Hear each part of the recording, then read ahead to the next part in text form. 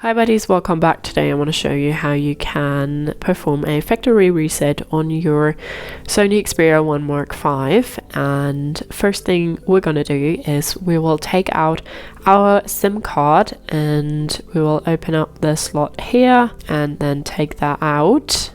If you have an SD card in as well, you can take that out, and then we'll put the whole thing back in. We'll go to our settings. Now we need to go to passwords and accounts, and here we need to go ahead and remove our Google account. Device protection features will no longer work. Verify that it's us, and now we can also remove our WhatsApp account, but that's not necessary.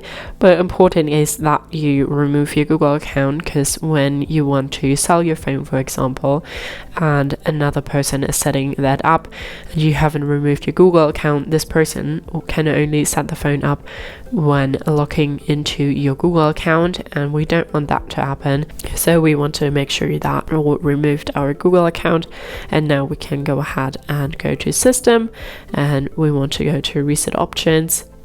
And here we have a few ones: reset mobile network settings, Bluetooth and Wi-Fi, app preferences, or eSIM, and we want to erase all data. Factory reset. This will erase all data from your phone's internal storage, including Google account, system and app data settings, downloaded apps, music, photos and other user data. Erase all data. We need to enter our PIN. All of your personal information and downloaded apps will be deleted. You cannot undo this action. Erase all data, and now it is resetting. So now we're back and we can go ahead and set up our phone from scratch again. So that's how you can perform a factory reset on your Sony Xperia 1 Mark V. Hope you liked it, hope it helped. If so, thumbs up, share and subscribe, and I hope to see you next time. Bye.